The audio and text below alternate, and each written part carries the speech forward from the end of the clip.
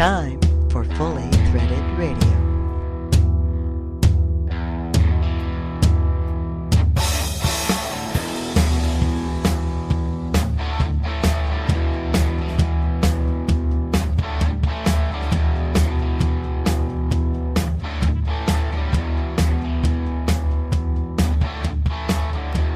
It is Fully Threaded Radio, voice of the FCH Sourcing Network. Yes, it's another episode of the predominantly fastener-related podcast where we attempt each and every edition to help you bring out your inner Bruce Darling. Eric Dudas here, and the co-host of Fully Threaded is on board as well. He's fastener data guru and fashion maven, Brian Musker. Hey, Bri, doing all right? Oh, I'm not trying to take the fashion maven title away from Bob here, okay? That's his. I don't even compete on that level, thank you.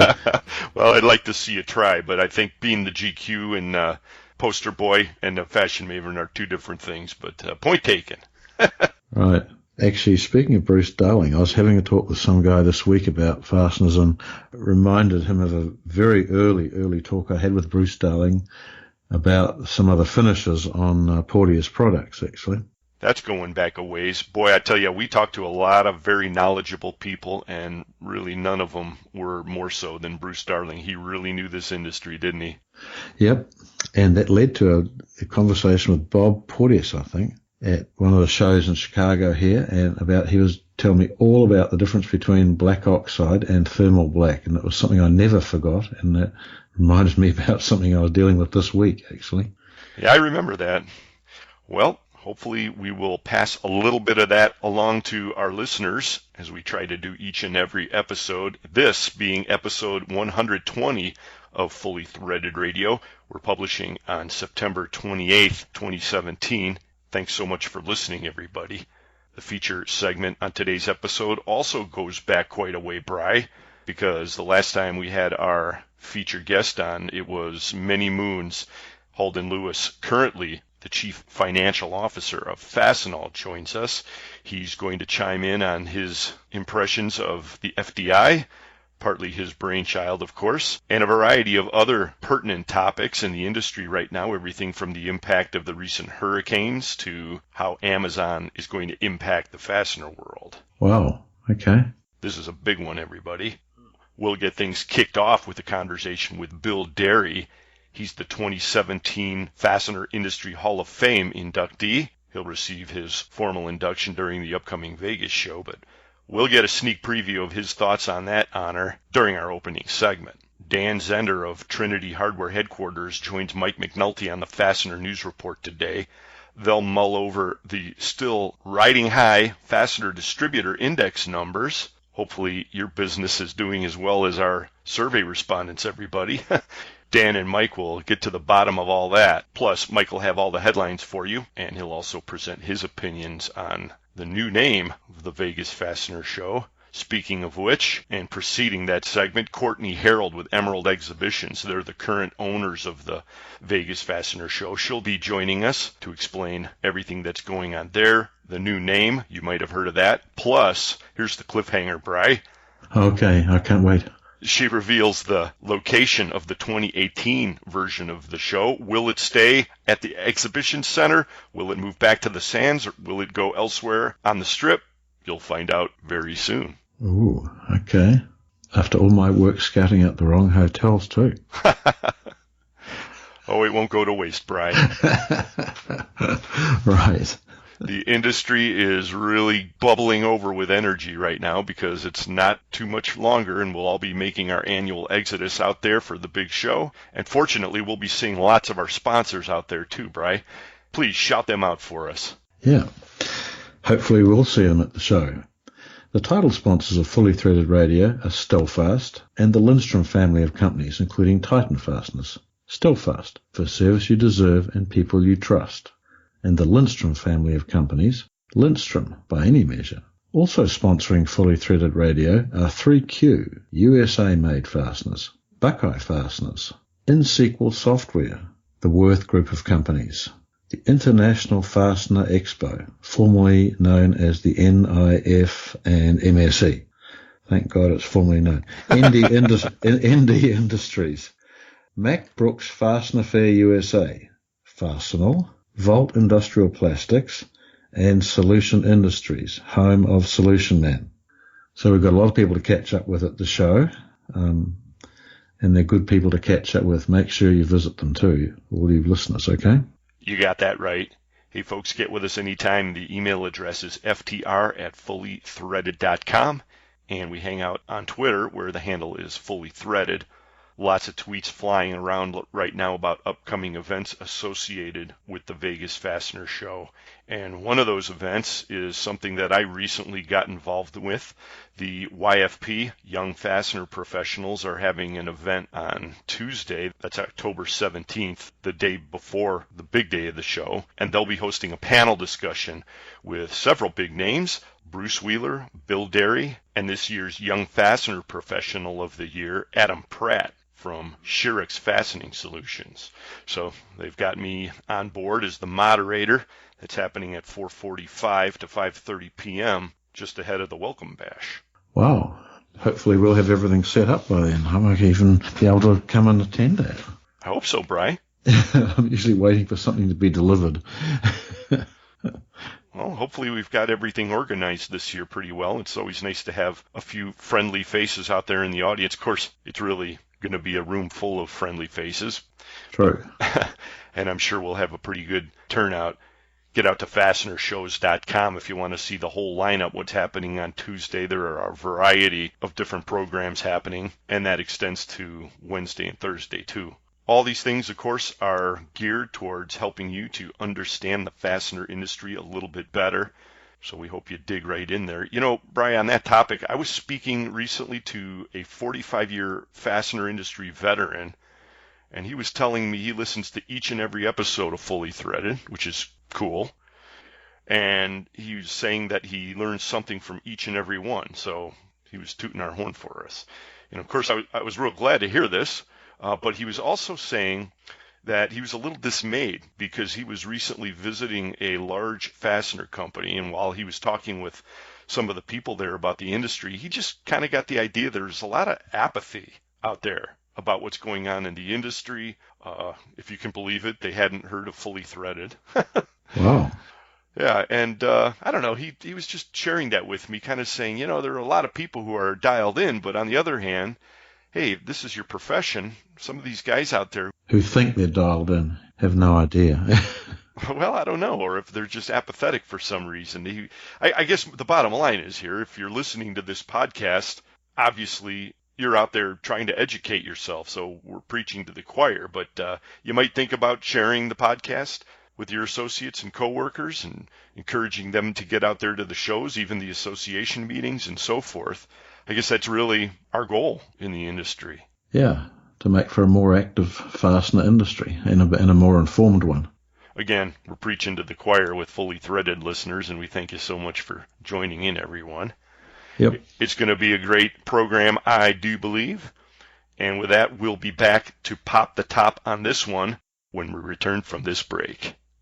It's Fully Threaded Radio. Talk radio for the fastener industry. It's not really all that bad for the most part. Brian and Eric, Fully Threaded Radio. What makes Lindstrom a leading specialty fastener master distributor? For years, you've known Lindstrom as the premier name in metric fasteners, with an expanded product line that now includes the largest assortment of fasteners and components of any master distributor. Today, Lindstrom means much more than metric. At Lindstrom, we're focused on a single goal: to bring our distributors the perfect combination of convenience, flexibility, value, and choice, delivered by the most experienced sales team in the industry. For inch or metric fasteners, standard or special, in any finish, all packed to your requirements, turn to Lindstrom, where we have what you need and deliver it the way you want. To learn more about Lindstrom and our expanded brand of value-added products and services, visit lindstromfastener.com or call a sales representative at 1-800-572-5550. Lindstrom, by any measure.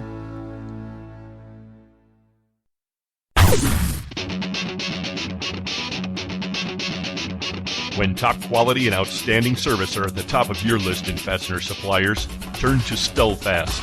Since 1976, Stelfast has grown to become an industry-leading importer and manufacturer of the highest quality industrial fasteners, specialty items, and automotive parts. Our array of facilities across North America and in Asia, along with full quality control labs and ISO 9001-2008 certifications, ensure the highest quality parts, and at Stelfast, they're delivered with undisputed service excellence. We're family-run and dedicated to your success. Our customers have come to depend on the expertise of our staff and the quality of our products. We also offer a wide range of secondary services to meet some of the toughest requirements you might have. Contact Stelfast today through our website at www.stelfast.com and put us to work for you. Stelfast. Service you deserve, people you trust.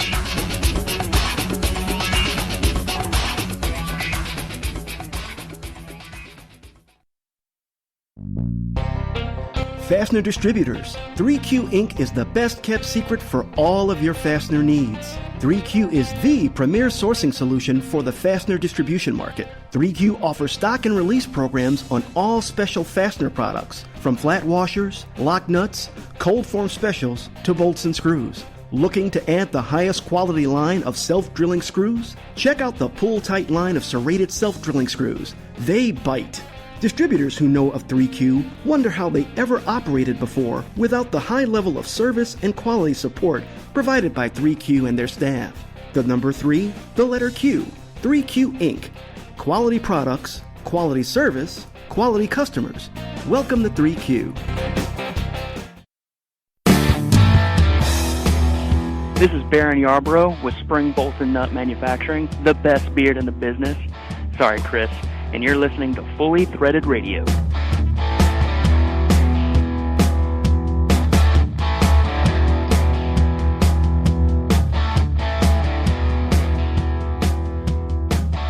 Brian and Eric, your online fastener amigos, back with you. So, Bri, hard to believe, the news cycle out there in the world these days, it's so lightning fast. We were all focused on Hurricane Harvey when we were recording the previous episode. Right. Since then, Irma's come and gone, Maria's come and gone. There's been several earthquakes. All kinds of things have been going on. And originally, while we were planning out the episode, we thought, well, gee, we're going to have to focus on some of this. But it's become so overwhelming. The devastation is out there. I guess the point is we're not really going to spend a lot of time in it, but we didn't want to gloss over it. Right. I mean, we know people who have been affected badly by either the earthquake that hit Mexico and certainly rocked Mexico City, and our own listeners in Puerto Rico, Florida too. It's just everywhere. Yep. A lot of you will remember friend of the podcast Javier Gomez. He's down there in, I believe, San Juan, Puerto Rico. And we've given him shout-outs before on the podcast, communicated with him a little bit via Twitter. I did receive a message from him via Twitter shortly after Maria tore through the island, and he said that where he was, they were safe, a lot of devastation. They hadn't made contact with lots of their employees yet. And I haven't heard from him since, but he and his family made it through. I don't know if I take a lot of comfort there. Javier, I hope you're listening, and I hope you are okay. But the headlines we're seeing, the aftermath of this thing in Puerto Rico and elsewhere is just terrible. And we wanted to let you know, everyone, that we're just sending you our prayers. It's kind of a helpless feeling, isn't it? Right. And then today I was in Naples in Florida, which is where, it was also hit by the recent hurricane. And other friends of ours, Tracy Lumia, was there, and we talked to her too. So they were all well now. So it's affected a lot of people, a lot of our members and listeners. It's been tough. So share a thought for them and join in with the help efforts if you feel that way. Tracy shared with us that among the many hardships, she was getting very, very tired of peanut butter and jelly sandwiches. So maybe we'll buy her a steak when we're out in Vegas. Right. No, it's really just, you can't even joke about this stuff. Hang tough, everybody. That's all we're going to say. Do what you can, and I guess what they really need is cash. Mm-hmm. Careful where you send it, but do send it. That's my advice. Yep. Well, back into our little world of the fastener industry, we're the guys who bring you the FCH sourcing network. That's found at www.fastenersclearinghouse.com. Most of you know that by now. Thank you so much for using the network whenever the need comes up to find a hard-to-find fastener part or a fill-in, that sort of thing. We did a major upgrade over the Labor Day weekend, it was actually, but stomping out some of the bugs and that, and this was a project that we had long codenamed Scroogle. Yes, that's true. Mostly your handiwork, and the rollout happened. Most of the little bugs that you found were smashed out, and what's the latest on Scroogle? Well, the latest is that it's been based on a totally different technology, one that we've been experimenting with and testing really for a year now, to make sure that the new scrubber really works the same way as the old scrubber and can really produce the same sets of results. Well, if it works the same, then what's the benefit? It's about, 10 times faster. Ultimately, that's the benefit. And we can just be a lot more accurate with our searches. I mean, as we're getting up to past 1.5 million lines, we just have to be very accurate because we can, one slip and we can, have an extra 100 results that are relevant to someone. Okay. So we just got to have a very accurate search. When you're dealing with databases, scalability is everything, and it's not built in, as we learned. Oh, yes. I mean, think of it. Over the years, as Fasteners Clearinghouse has grown, we've gone from basically 1 server to 6 servers. That's how you try and keep things running, either better or similar in the face of increasing numbers. If you're using FCH as an end user, you'll immediately notice that there is a new search interface, and also the search results have some new features that we are pretty excited about. One of the parts of the search results is something we're calling the Preferred Search Result Program, and there'll be more on this to come. We'll be talking about it a lot at the Vegas show. We'll have our jumbo Fastenertron, as always, to show you this, everybody. So do stop by and take a look. But there are some opportunities if you want to get out there and you list inventory with us and you want to really own a commodity area. This is your chance. So when people search for a certain commodity, say you're into lock nuts, Zammo, wall-to-wall your company, if that's what you want. So this new interface really allows us to do a lot of the things we've been dreaming about for a long time. Long time coming, Bri. Congratulations on rolling Scroogle out finally. Yeah, it's been sitting called Scroogle for a very long time, actually, and it's now just has a lot more capabilities, and we needed those in order to be able to search results and sort them differently, and yet produce the answers that without you having to yawn while they came back to the screen. So we're pretty excited. I mean, it's also we've gone to the newer standard of HTML, which is called HTML5. Now, I would encourage people, all the new browsers will deal with this pretty easily. If you are using a browser and it's not really displaying, just please let us know and we can work out how to change it for you, okay? But it should be right for all of our users. Yeah, that's a great point. If you're an FCH user and you find a bug, please let us know. A few of you have done that already.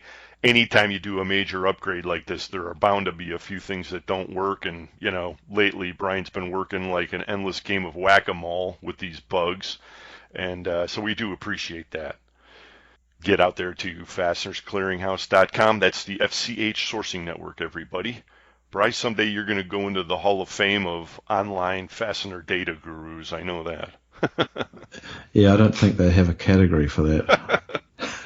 No, I'm sure they don't, and they probably never will. Right, I don't think there's quite enough call for that. Fortunately, they've got a Hall of Fame, and they've got some wonderful people in that hall, and we're going to fire up now a conversation I had with Bill Derry right after the big announcement was made of his induction to the Fastener Hall of Fame. Why don't we play that now? Yeah. The Fastener Hall of Fame has been a hot topic on the podcast, and recently the Fastener Industry Coalition, in conjunction with Emerald Exhibitions, they're the owners of the Vegas Fastener Show, once known as NIFS, they announced this year's pick for the honor and the 36th inductee into this pantheon of Fastener fame is 45-year industry veteran, Mr. Bill Derry of Field Fastener. They're based in McChesney Park, Illinois. We have Bill Derry with us now. Bill, congratulations. Thank you very much. It was an honor that was, I had no idea it was coming, and I was shocked when I heard it. I'm humbled by it. You know, I love this industry. That makes me feel good that I represent our company and our industry with this honor. I'm certainly pleased about that, Eric. Well, you deserve it, and I know you're a humble guy, but also a very successful guy, and I would have expected nothing else. And I was going to ask you, that was my first question, was your reaction to this. Anything else? I mean, did you get a little ribbing around the office when the headlines came out? Well, fortunately, I was out of town when I heard about it, so I didn't have to take the ribbon face to face. But yeah, I got a little bit of water cooler beating me up about the honor, but I survived it. Well, I know you're not going to go down your list of accomplishments, but you have an extensive resume. Again, you're a 45-year veteran of the industry, and that includes 20 years with Textron in leadership. Then, along with your brother, Jim Derry, you acquired Field Fastener, based in McChesney Park, Illinois. It was a modest enterprise when you first started, and of course, anybody who pays attention to Fastener media knows about the growth, and year after year. Of course, you've always been listed in Inc.'s fastest growing privately held companies list, but you've also been involved with the NFDA and most recently with the Young Fastener Professionals Group, so you've contributed quite a bit to the industry. Well, I've had the good fortune along the way with Textron. I had a bunch of great people in that company that were very interested in the development of their young human resources. I had a couple great mentors. I had the good fortune of getting some responsibilities that probably exceeded my capability at the time, but people took a chance on me. So I had a lot of good training along the way, and people and companies that were very supportive of the educational process and teaching me about fasteners in the industry. So that was just a lot of good fortune on my part. Sure. Now, is there one achievement that you can think of that you're most proud of or that you feel has contributed the most to your success? Yeah, Eric, I would say the thing I am most proud of in our company is our culture. That, you know, we had the good fortune, we started with 12 people. We've got, 170 or so now. So we created a culture that we think caused us to help become one of the premier employers in our area. It's a culture where people can come in and contribute. They can learn and develop. And, one of the things that makes me most proud of that is we were recognized by the Great Places to Work organization 2 years ago as the number 8 company in the country in our size in this Great Places to Work recognition. So while I think we've got a great culture, this award from the Great Places to Work organization validated that the culture is unique and something that I'm very, very proud of.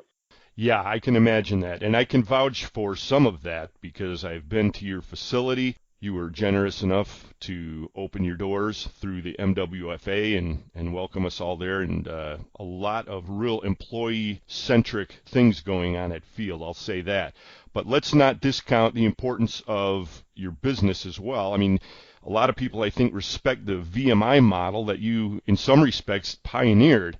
And it has really contributed a lot to the success of Field. I mean, would you say that's the paramount thing that's brought you so much success? Is that model, or are there other things that contributed as well?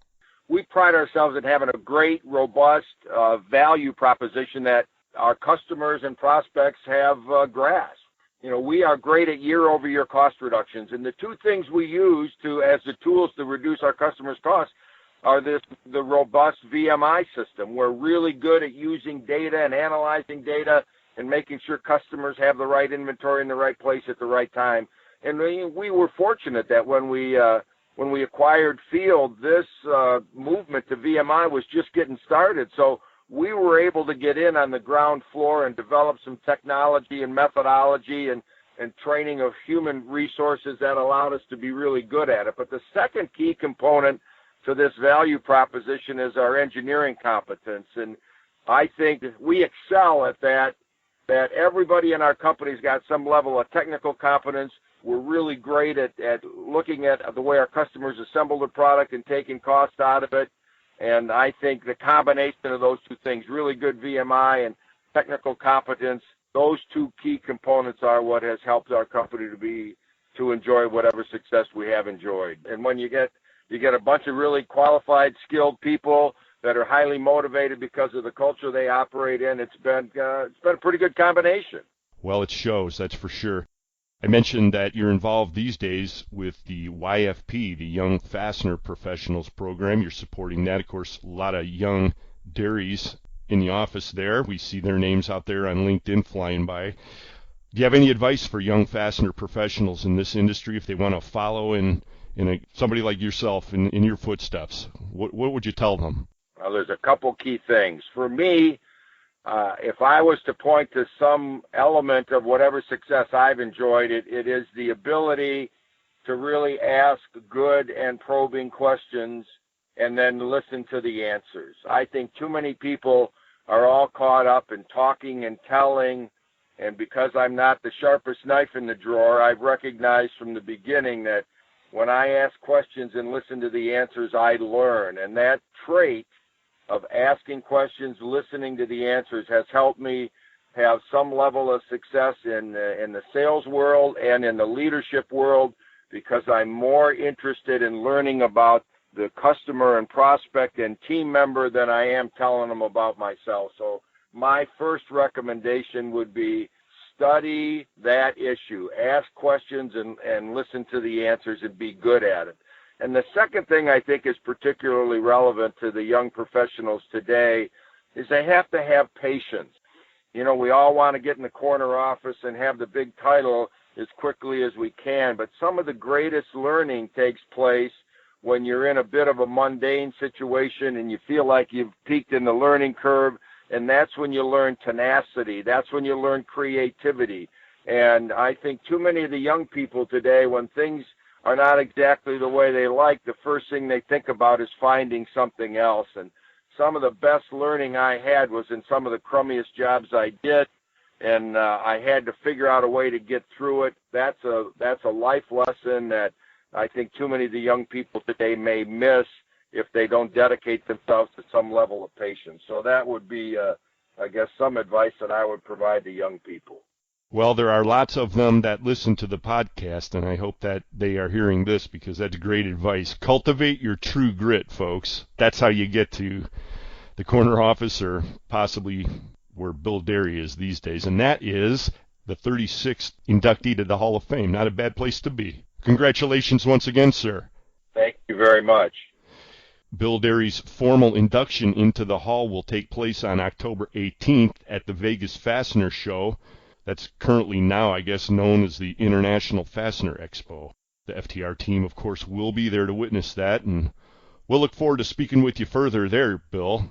Any reactions before we let you go to the new name of NIFS? I mean, what do you think? Now we're calling it IFE. How's that work with you? Well, you know, Eric, to me, the people I interact with, we've typically called it the Vegas Fastener Show, so they can probably rename it whatever they want, and we'll continue to refer to it based on our historical reference. I hear that. I'm old, and it's hard to teach me new things. There you go. Words of wisdom. Bill Derry, the latest Hall of Fame inductee. Congratulations, and we'll be right back with more Fully Threaded Radio. When people think Fastener Talk Radio, they think, But then they think of Fully Threaded Radio, talk radio for the fastener industry. Why do distributors turn to Lindstrom?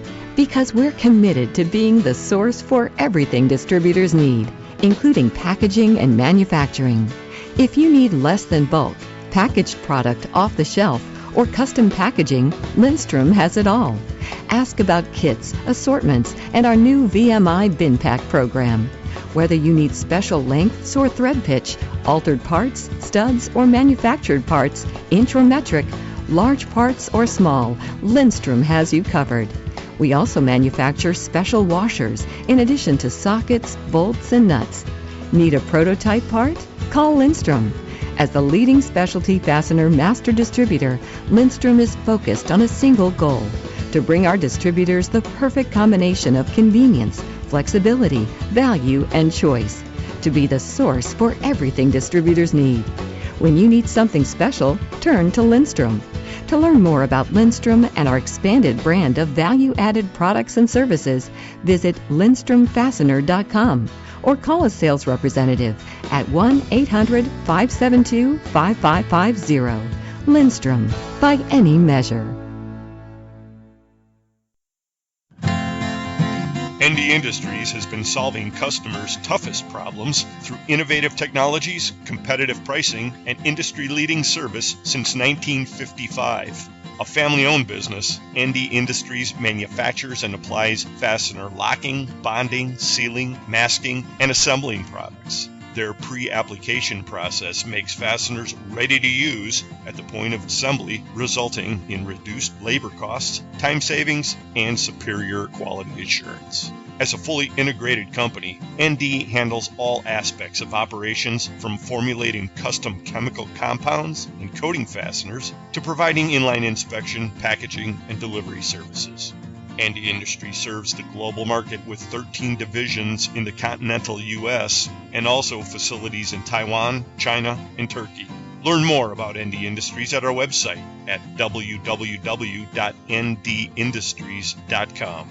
ND Industries, innovative technologies, competitive pricing, and industry-leading service. Contact ND today.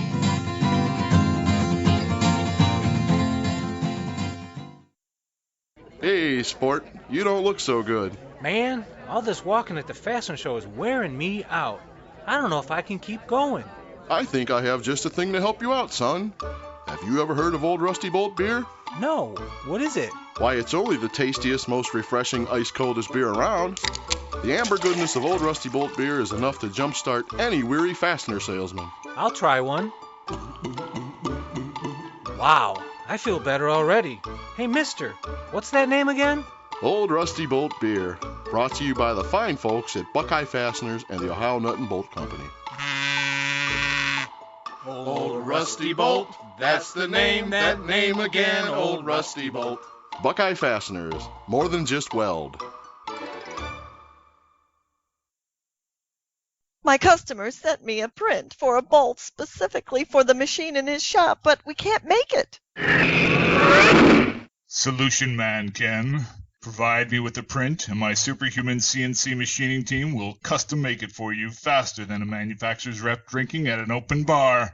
Visit the Solution Industries website for details at solutionind.com. Wow, that is fast. So are you at the Distributive Social, huh? This is Todd Walters with the Boulder Company, and you're listening to Fully Threaded Radio.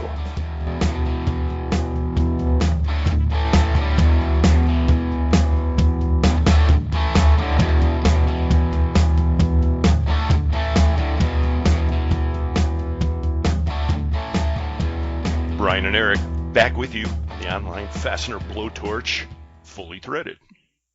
Thought it was a party bus. When did it change to a blowtorch? Well, we're many things to many listeners, Bri. Righto.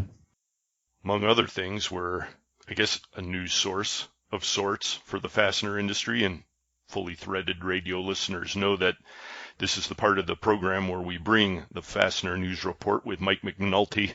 We'll have that in mere moments, folks. One of the big pieces of news, of course, that's flying around right now on Twitter and elsewhere in the fastener industry is the new name of the Vegas Fastener Show. You hear about this, Bri? Yes, you did mention it to me, okay. But I probably didn't pay enough attention because I was probably casting at the time, okay. That's right. We had a little fishing adventure last week, but we're back now. But beyond that, you're not really paying attention to social media that closely. You got your head pretty far into the code lately. Not quite as much as you are, okay. In any event, what had been known is NIFS, and then they changed it to the NIFMSE, or we never got that one straight. But now it's much easier, everybody. It's the International Fastener Expo, new name, same great show. Well, maybe it's not the same great show, right? I mean, it probably is bigger, better than ever. This will be the second year that Emerald Exhibitions is running the show. And fortunately, we've got somebody here from that organization to talk with us. She's Courtney Harold. Hey, Courtney, out there? Yeah, I'm here. Thanks for having us. That's our pleasure. So let us know how it's going to be so easy now that we don't have to remember this crazy acronym of NIFS, and you have to say it out before you can get it all right in mind. Exactly. I think the decision was two-pronged. One, it's, as we know, it kind of morphed and changed into Missa. I can't even say it. You know, it reminds me of the Lucy Ball, I Love Lucy episode where she was doing the vitamin. So I have to remember it was making her drunk as she went along. So every time I say Missa in the office, I say Nizza. So immediately we decided that we needed to kind of, and it also, people automatically simplified it into the Fastener Show. Yeah. So from a just an easy pronunciation standpoint, we wanted to change it, and then also moving forward, we really want to become an expo because we want to continue to become a resource overall to the industry, and as we've done for 37 years, be the resource and continue to add content and resources to the industry, which is why we went with Expo. So IFE, International Fastener Expo, whatever it is, it's easier and kind of points us in the direction where we want to head. Wow. Okay. Good. Yeah. Is it being talked about online? Is it a big deal? It's flying around out there, out on Twitter and on LinkedIn. So maybe on Facebook too. We don't really pay attention to that particular platform, but yeah, I mean, I'd say you're getting some traction on it, and it's only been a couple of days since the news broke. So kind of a neat thing to do right before. We've got a little less than a month. The big dates are October 17th through the 19th, 2017, out there in Las Vegas for this show. So, yeah, I think you piqued a few people's interests. And further to Emerald's investment in turning this whole thing into an expo, you've done a few other things that have caught people's interest, I think, or their imagination. And one of them is the whiskey bar. I mean, this thing is you got our attention now. And don't forget the cigar rolling that goes along with that whiskey bar, which is being actually sponsored by B&D. And so that was brought back by popular demand, and it has been brought to our attention several times through the industry that this is an industry that likes to consume alcohol. And so we wanted to provide as many opportunities for them to do that. The industry, because that is what we're here for. And we do talk about it and we joke about it. So, but we know it is important. We do have a wine bar as well, and I mean, we will have serving wine at the industry party. We also will be conducting business on the show floor. We have provided many networking opportunities on the show floor during the show floor day, so people can actually conduct business, and which is the number one reason we're there. But we do hear, we've listened, and it's an important part of this industry. So the whiskey and cigar bar are back at the industry party. We've got the Circle Bar that we kind of get to take over the bar at the Westgate, which is the official hotel, and just kind of be able to have people congregate there after the show. And, you know, remembering back when we started, which was a physical Circle Bar, right? It was just a fluke that people nicknamed it, so we wanted to kind of bring back that history. And that was hearkening back to Columbus, Ohio. Exactly, right. Yeah, we were kind of going back into way back when. But we've offered a Oktoberfest on the second day from 2 to 4 in the machinery area. So we'll have some craft beer celebrating, that Oktober fest. And so on top of that, and if you wanted to know what other things we're doing besides whiskey. Well, they're not as interesting, but yeah, I mean, lay it on us. It's true. As long as you're on. Right. In our defense, we do like to run a business. So we have launched the demo zone, and we have some great new people. Parker's bringing their 3D machinery. So there's a few others. Yeah, so it's going to be, and that's really, again, kind of tied back into why we want to become an expo, and just really kind of making sure we're always bringing in the cutting edge of what's happening in this industry, what the impact is to the industry. So I think the demo zone will be great, and that's going to be back in the machinery area as well. We've got our education sessions that are being brought back on the session floor, and we've got our app that already launched, so you can download that now. And I was going to ask you about that. We'll have our app, and that's actually, I think we sent an email out this week or last week announcing that it's live. If not, it'll go out hopefully in the next day or two. But that's a great thing to put down, because you can it'll be push notifications of what's happening at what time. So it's all very exciting. It is. And how are things shaping up so far for sales and so forth? I mean, is it anything that you can share at this point? All of our leading exhibitors are back. We've got our Brighton Best and our Stelfast, Lindstrom, Epicor. I mean, we're really excited. We've got some first-timers, Astral, K International, MBS Corporation, PPG Industries. So we're excited to have a lot of newcomers. We've got our source. Our international has grown about 10% as well. So we're really excited, bringing from Taiwan, from China, from India, from Vietnam. So we're really excited about all of the different international exhibitors that were coming. A couple from Italy that are also coming. And we're also really excited that we're 10% ahead of registration where we were last year. So that last year we were 20% ahead from the year before. So we're really building upon our attendance and really kind of increasing attendance. So we're thrilled about that. Well, that's good for all of us who are going there, because it means more people. It does. And what we do is we have we've dedicated a team of VIP outreach where we've really targeted the top 50 most influential distributors. And so we've got CEO and buyers confirmed from Ferguson and Worth and Grainger, HDW, Optimus. And again, all of those people are also buying sponsorships with us. They all have a presence at the show. So really everybody seems to be on board and making a presence at the show and want to get recognized. Oh, I'm surprised you missed Fasteners Clearinghouse out of the list of premium people.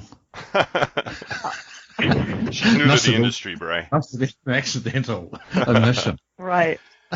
We're speaking with Courtney Harold. She's with Emerald Exhibitions. Get more info on all of this related to the Vegas Fastener Show, now known as the International Fastener Expo, at their website, www.fastenershows.com.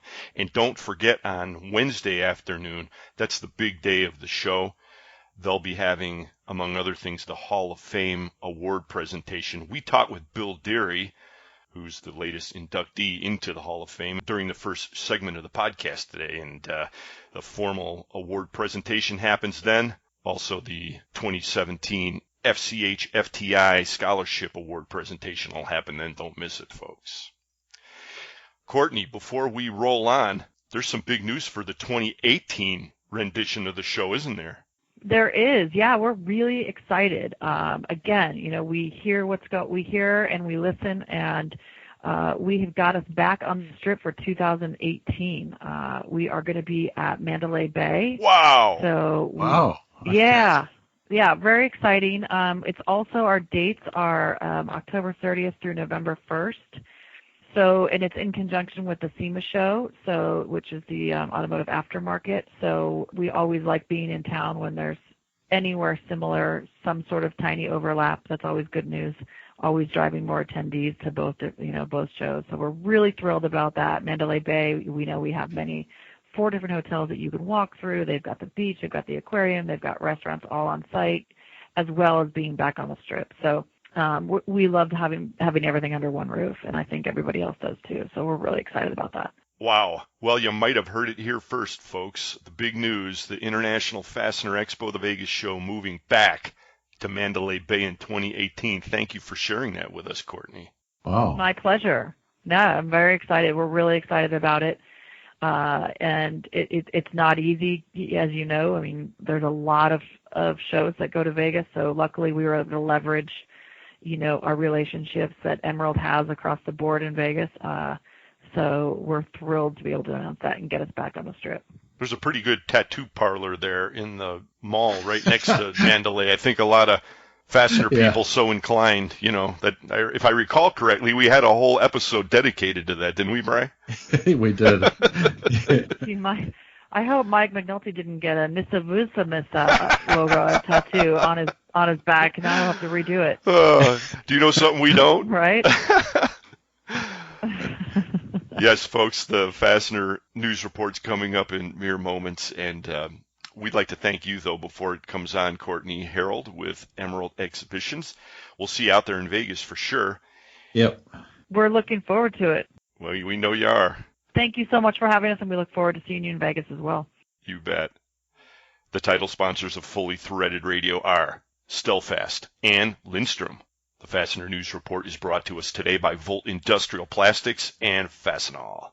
Hey, Courtney, before we let you go, we frequently, when we have a guest right before the news report, offer them to introduce that segment. Want to jump in? Yeah. And now, with news about screws you can use, it's Mike McNulty.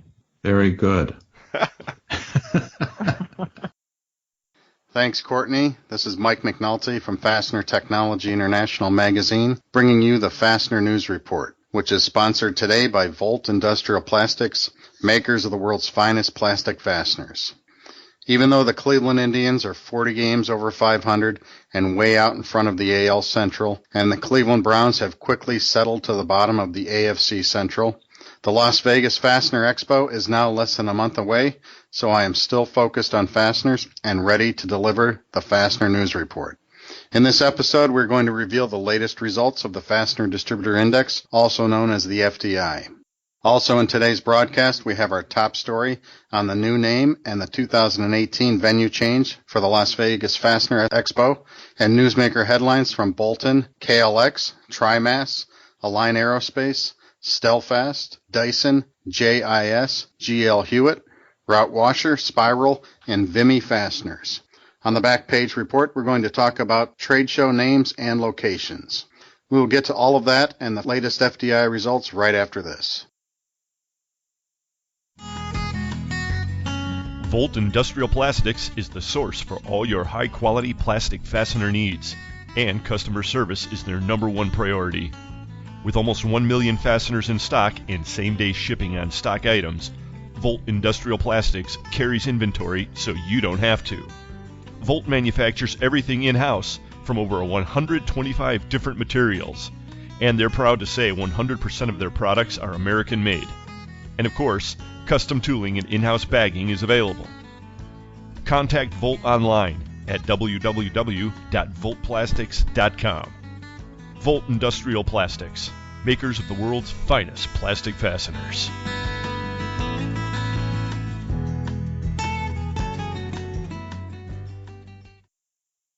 For a selection of hundreds of thousands of fasteners, check out your local Fastenal store or Fastenal.com. We can stock domestic or internationally sourced product locally and keep your bin stock filled for you at no additional expense. We are a 9001-2008 certified company that's made a huge investment in quality control so you don't have to. And if you can't find it on our shelf, we can make it for you at the quantity you need at one of our many manufacturing facilities. Learn more by contacting your local Fastenal store or visiting Fastenal.com today. Fastener Distributors. 3Q Inc. is the best kept secret for all of your fastener needs. 3Q is the premier sourcing solution for the fastener distribution market. 3Q offers stock and release programs on all special fastener products, from flat washers, lock nuts, cold form specials, to bolts and screws. Looking to add the highest quality line of self-drilling screws? Check out the pull-tight line of serrated self-drilling screws. They bite. Distributors who know of 3Q wonder how they ever operated before without the high level of service and quality support provided by 3Q and their staff. The number 3, the letter Q. 3Q Inc. Quality products, quality service, quality customers. Welcome to 3Q. You're listening to Mike McNulty's Fastener News Report on Fully Threaded Radio. In August, the FDI jumped back over the 60-point mark with a reading of 62.7, the second highest ever recorded, and a nice increase over the previous month's result of 55.1. Fastener Distributor Index data is collected and analyzed by the FCH Sourcing Network, the National Fastener Distributors Association, and Baird. The FDI seeks to identify demand, pricing, and outlook trends within the American fastener distribution industry. To get some insights on these results, we talked to Dan Zehnder, CEO of Trinity Logistics Corp. And NFDA board member. Hi, Dan. Thanks for joining us on the Fastener News Report. Hello, Mike. Thanks for having me today. You're welcome. So what do you think of the high FDI results for August? Well, I was very pleased to see the continued trend upward, seeing some of the market segments and some of the specifics, companies and groups doing much better. In general, it's pretty much what we're seeing, too, in our little piece of heaven here. But I think the trend is going to continue. There's no doubt about it. Yeah, it's been a pretty robust year. I mean, here we are. We're heading into the last quarter out here, but it doesn't show any sign of receding. And a couple slight dips, throughout the year, but this is, back over 60 again is pretty solid. It is. We're encouraged by that in our industry, our customers' industry, those being in the dirt, farming, construction equipment, and so forth. They're not yet using the word recovery, but they're right on the threshold of that. Okay. There's things that are concerning or potentially at risk, but I think that's because over the last 10 years or so, we've become so much more cautious in some of the words that we use, especially in the publicly traded companies. But the good news is people haven't decided to start planting and harvesting their own food, so I think those markets continue to come back and get strong. Okay. Also, the FDI started this new indicator called the forward-looking indicator, also referred to as FLI. It dipped slightly this month compared to the previous month. This month it was 59.9 versus 62.9, which is still pretty solid, but a slight tempering compared to last month. Do you see anything that agrees with that, or that's just kind of an aberration? Well, the thought I had when I looked at this was, how is that influenced by the mix that we have? And I would encourage our listeners to spend some time and participate in the FDI. Absolutely. Their information, make it available. Let us get some better, a broader base of information. But I was curious as to what might be influencing that, because the forward indicating things that we're seeing in our industry is not going down, they're going up. Okay. Well, that's interesting. The other thing that took a slight dip was the 6-month outlook. If we combine people that expect business to be better 6 months or the same 6 months from now, it dropped from 97% last month down to 91%. And I mean, 90% is still pretty good. So I think it's just maybe a slight, maybe one or two sectors are backing off a little bit. Sure. And if we look at all the individual factors that go into the FDI, sales, employment, inventories, they all increased in August. So that kind of ties in with what you're saying about things are just getting better. Yep, ours as well. We've got open positions that are now in double digits, higher than I expected this time of the year. So that trend is continuing, and hiring is critical. Yeah, because I know in the last month we talked about the employment number was down, so there was some concern that people weren't really hiring. But later on in the report, we have a lot of personnel changes here, and then this employment number is up. So it looks like people are biting the bullet and bringing on some new folks. Yep, agreed. Then we also collect comments, and some of the comments that we got this time, well, I'll say this, all the comments seem universally positive this time. No negative comments, but here's some of the samples of things that we heard. Hurricane Harvey is creating a lot of business, so that's maybe a flip side of all the damage it caused too. Another folks said best month of sales in several years. Many customers want fastest shipments possible. Recovery in all sectors of our business is improving. Mining showing double-digit increases. West Virginia sales up 23.5%. Pricing up sharply from overseas suppliers. as well as lead times. And quote replies are taking longer, and business is up. So all pointing pretty much in the right direction, I guess. We would concur with the same thing. And the interesting thing that we're starting to see the front roll-in numbers now from Harvey and Irma is the damage to crops and what's going to be coming as a result of that. That could be very positive for us in the upper Midwest and stronger farming community. So just obviously a lot going on and a lot of things that influence all these markets. Yeah, well, it's been a good year. Now it's leading into the. We're recording this at the end of September. It's leading into the last quarter in October, and October also means the Fastener Industry Trade Show in Las Vegas, which I assume you guys are going to be participating in. Yep, look forward to being out in Las Vegas and seeing everybody in the industry.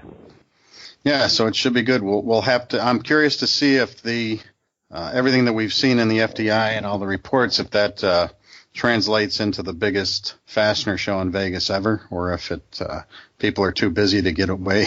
I don't know. Well, that's if, true. That's very good. If that will have an impact or not. So, Mike, I want to thank you again for having me on today. But I want to encourage all your listeners to really take the time to participate in the FDI. It's a great tool. There's a lot of meat in here, tremendous value, and so the more participation we have, the better data, the quality is. Absolutely. Share with everybody. So the more, the better. Yeah, that's a good point. And also, if you do participate, then you get the report that's put together by the analysts at Baird. And I'm looking at the report from this month, and it's 8 pages of information and data that's very useful for your business. So that's a good benefit of participating. Well, Dan, thanks for joining us, and we look forward to seeing you in Las Vegas. And you, Mike. Thank you very much. That was Dan Zehnder of Trinity Logistics and the NFDA. The FDI number for August was 62.9. Visit www.fdisurvey.com to participate in the process. Now for today's top story, which was discussed earlier in the podcast with Courtney Harold of Emerald Expositions. Over the years, the National Industrial Fastener Manufacturing and Supply Expo has been known as NIFMSE, or simply the Fastener Show. Show organizer Emerald Expositions has decided to officially change the name of the show to the International Fastener Expo, also known as IFE. The new name will make its debut on October 17th to 19th, 2017, at the Las Vegas Convention Center. Emerald also announced that in 2018, Mandalay Bay Resort will be the new location of the International Fastener Expo, moving the show back to the Las Vegas Strip following several years of being off the Strip at convention centers. The 2018 show dates are October 30th through November 1st, 2018. Next up, today's Fastener Newsmaker headlines. In acquisition, expansion, and relocation news, Bolton AB has decided to invest in a new production and logistics plant in Poland. KLX Aerospace Solutions will be relocating its global headquarters to a new custom-built office and distribution center in Miami in early 2018. TriMass has announced the relocation of its corporate headquarters to a newly renovated space in Bloomfield Hills, Michigan. Southern Carlson Incorporated has acquired Titan Tools and Fasteners, and Bolts and Nuts Corporation has acquired Challenger Component Services. In personnel news, Brad Strella has joined Align Aerospace as Vice President of Sales for the Americas. Stelfast has announced the promotion of Daniel Natividad to Western Regional Manager. Marcus Anderson has been appointed as Chief Financial Officer for the Bufab Group. The Dyson Corporation has announced that Thomas Plisco has joined the senior management team as Director of Operations. Taylor Canoakes is now a consignment representative at the JIS division of Juergens. GL Hewitt is expanding its key account management team with the appointment of Andy Childress to key account manager. Paul Sedgelink is the new quality manager at Rottwasher, and the Industrial Fasteners Institute has announced the appointment of Kenneth McCrate as the IFI's new managing director, taking over at the end of November for Rob Harris, who is retiring at the end of 2017. In awards and milestone news, Spiral International Corporation has announced that 2 of its manufacturing locations have received the General Motors Supplier Quality Excellence Award. SFS Intech recently received the Bosch Global Supplier Award. Optimus Suzo, part of the Optimus Group in the USA, has been recognized by Dainu Wuxi for its focus on continuous supply improvements and quality. And Vimy Fasteners in Italy has recently celebrated its 50th anniversary with the unveiling of a new strategic plan. You can get details on all of these stories and more in Fastener Technology International magazine and the Fastener News Report newsletter, available in print, PDF, and flipbook editions. Finally, let's turn to the back page to talk about show names and locations. I have been attending Fastener trade shows and conferences for over 20 years in the USA, Europe, and Asia, and I can say that show location and name are important factors, but probably not the most important ones in determining the level of success. The state of the general economy and current and future market demand for fasteners always are the most influential things in the big picture success of a show or conference, especially when we are measuring things like total floor space, attendance, and business activity. That being said, you can have a great event in a recession as long as it is properly sized, organized, and promoted. The skills of the show organizer in producing an event that attracts high-quality exhibitors, content, and visitors is obviously a key factor as well, but good names and locations are necessary ingredients for the best events. I think that the latest moves by Emerald Expositions regarding the new name and 2018 location for the Las Vegas Fastener Show are good ones that will enhance the show in the future. The USA's biggest fastener show name and its accompanying acronyms have developed over the last 4 decades from the National Industrial Fastener Show, or NIFS, to the National Industrial Fastener Show and Conference, or NIFSCO, to NIFS East for the Columbus Show and NIFS West for the Las Vegas Show, to the National Industrial Fastener and Mill Supply Expo, or NIFMSE, for the last several years. Those are quite a few words and acronyms to remember. Today it is simply the International Fastener Expo, or IFE for short. I also like the new logos that Emerald has developed for the show. You can see these in the October-November issue of Fastener Technology International. The location move in 2018 back to the Mandalay Bay Resort on the Las Vegas Strip is a good one that will please most but not all attendees, as some folks are still nostalgic for the old Paris-Las Vegas location, which was not able to accommodate show growth. In the end, my final advice is that you can make the best of any show, location, or name, especially when you stay focused on fasteners. This has been Mike McNulty of Fastener Technology International bringing you the Fastener News Report. Please send your news, pictures, comments, corrections, or complaints to me at mcnulty@fastenertech.com.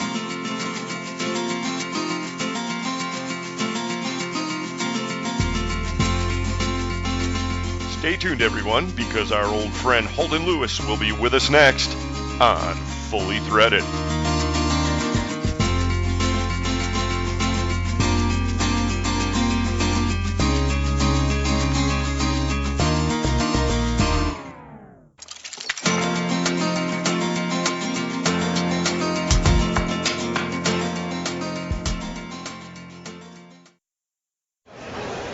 Harry, now that you use InSequel software, how do you like it? InSequel has delivered.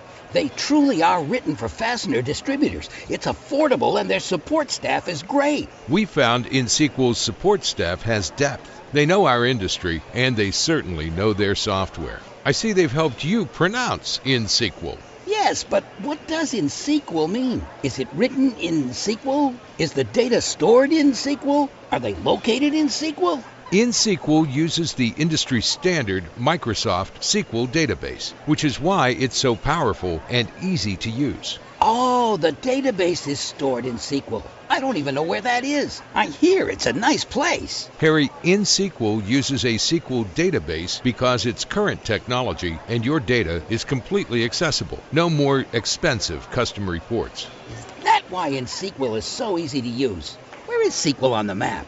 One of their many support members will help you answer that. Go to their website, www.inxsql.com, or call toll-free 877-446-9775.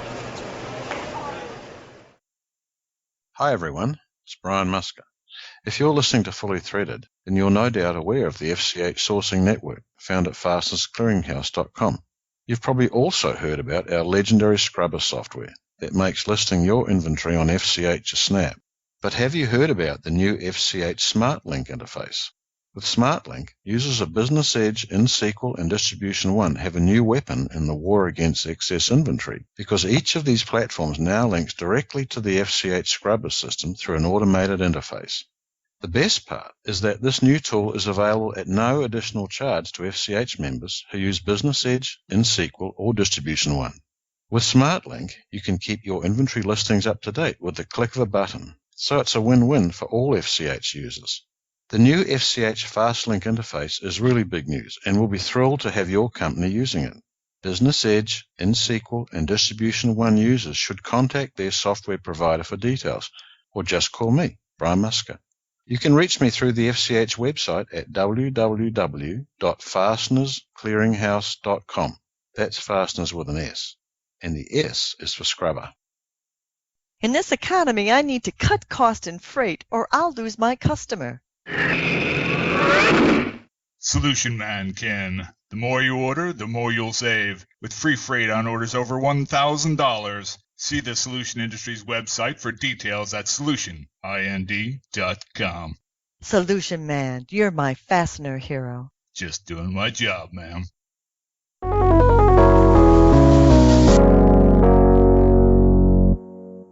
This is Carmen Vertullo with the Fastener Training Minute, coming to you from the Fastener Training Institute and the Carver Fact Center here in beautiful El Cajon, California. I recently wrote a magazine article for Fastener Technology International in which I discussed the issue of thread stripping, and a lot went into that in regards of understanding thread strength. Well, I got a very interesting reply back from a university professor who said, I read your article, I found it was very interesting, but you did not address the difference in strength between Class 2A threads and Class 3A threads, or in the case of a nut, Class 2B and Class 3B. And he's correct, I did not address it. And there's a reason why. I probably should have addressed it, but I didn't. So what is the strength difference between Class 2A and Class 3A threads? We know that 3A is used in aerospace. We know that 2A is commercial. There's only one commercial product that has 3A threads. Well, when we come back, I'll tell you what the difference in strength is between Class 2A and Class 3A threads and why it matters. Thanks, Carmen. This is Joe Morris with the Fastener Training Institute. Can you believe October is right around the corner? As I look back on the last 9 months, I realize what an exciting year it's been for the Fastener Training Institute. We have had record-setting registrations for our Certified Fastener Specialist classes, and we're so excited we have so much support throughout the country. Chicago and Cleveland, you rock and remain a hot spot for training, with both cities hosting our acclaimed Fastener Training Week. The next opportunity to earn your CFS credentials will be in December at the IFI headquarters in Independence, Ohio. And if traveling to the Midwest does not meet your needs, we will travel to you. FTI's goal in 2018 is to expand our partnership with more of the regional fastener associations. Training is really a great member benefit, and we love to visit new cities. So please let us know if we can help with your educational sessions at your meetings or conferences. Speaking of training in different cities, are you headed to Vegas for the Fastener Show? If so, please join us on October 17th for Fastener Technology Workshop with instructor Bengt Blendoff. This day-long seminar will focus on the practical aspects of working in the fastener industry. And if you cannot fit Vegas into your schedule, we are also offering 2 great courses in Southern California as well. On October 3rd, we present Fastener Testing Seminar at the Lab in Rancho Cucamonga, California. Then on October 10th, we will present Product Training Part 2 in Santa Fe Springs. Our October webinar is Processing Specials, Opportunities for Profitability. Carmen Vertullo is our webinar guru and will explore the reasons why specials are such a dynamic and exciting way to grow your business and secure your customer base. Before I hand this back to Carmen, I want to mention again that there is a scholarship available for the acclaimed Fastener Training Week. For a 4th year in a row, the FCH Sourcing Network has teamed up with the Fastener Training Institute to offer this scholarship. To qualify for selection, candidates must work within the fastener industry and submit a brief essay addressing the importance of training within the industry. The deadline to submit your essay is September 30th, and that's coming up quick, so enter today. The winner will be announced in Vegas at the Fastener Show. If you would like more information about the scholarship, please visit www.fastenersclearinghouse.com, and please visit our website at www.fastenertraining.org for a complete listing of all of our classes. Now back to Carmen.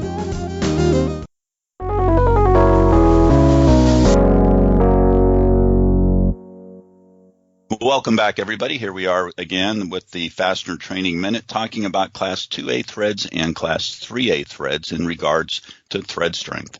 Well, 2A threads and 3A threads are the most common thread classes that we see on commercial fasteners. In fact, almost all commercial fasteners have Class 2A threads.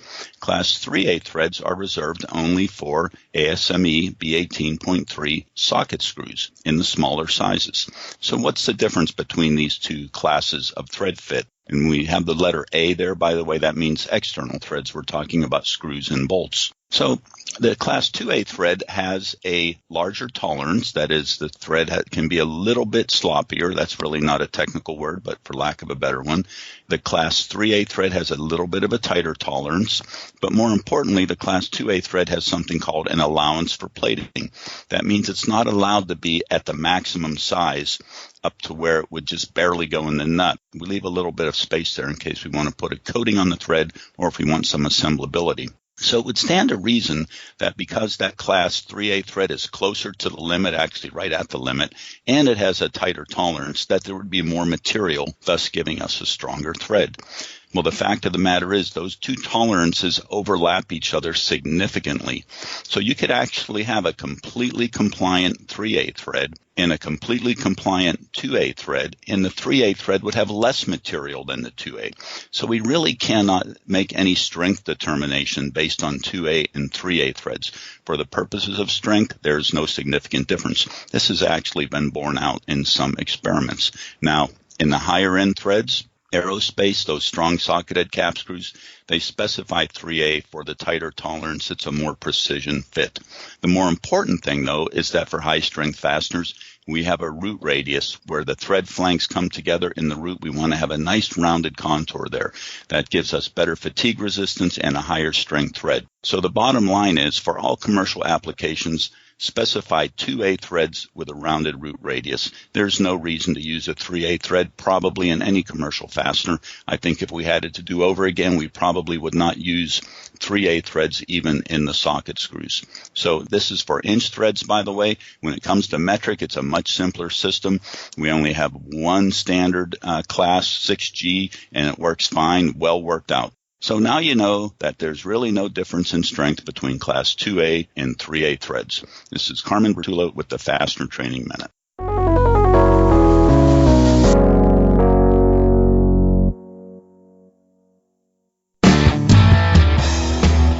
This is Rich from Metric and Multi, live at the Midwest Fastener Tech Show, and you're listening to Fully Threaded Radio. Eric Dudas back with you, Fully Threaded. We heard the results of the latest Fastener Distributor Index survey a few minutes ago.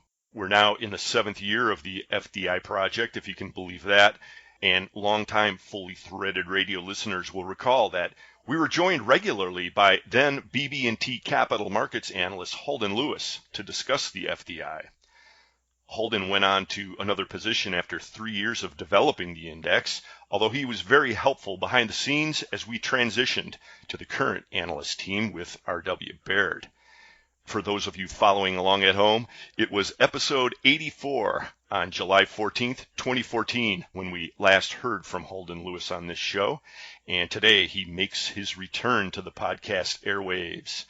This time with the title Chief Financial Officer of a company some of you might have heard of before, and that would be longtime supporter of FTR and the FCH sourcing network, Fastenal.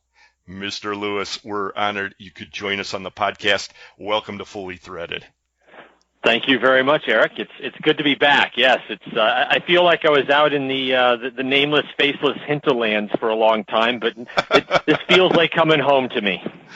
Yes, well, it's so good to have you with us again, and we'll be congratulating you on your new position with Fastenal.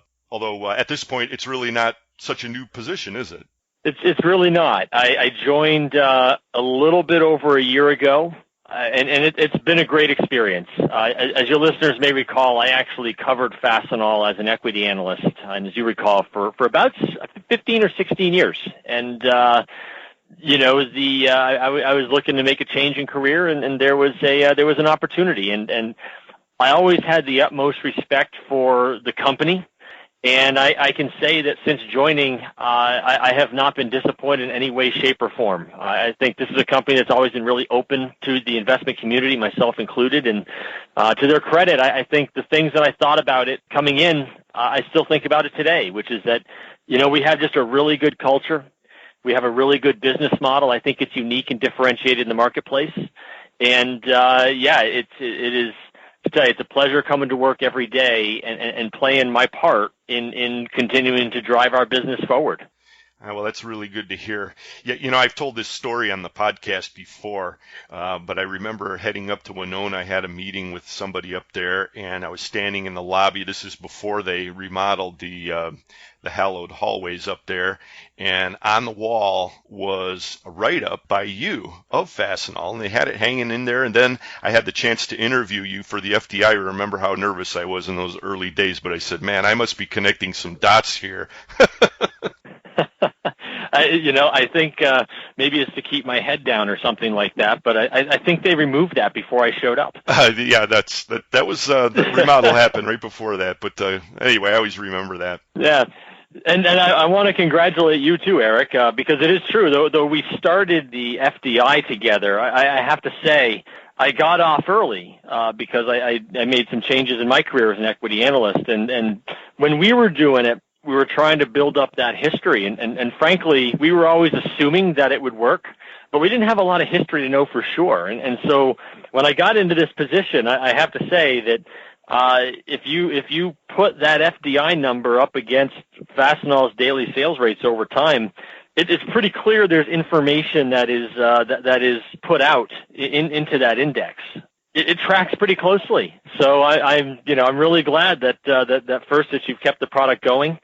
David Manthey's a great guy to work with. I'm sure. I know that I've run into him many times in my career, and I see that he's actually added sort of a forward-looking component to it, which we never did together.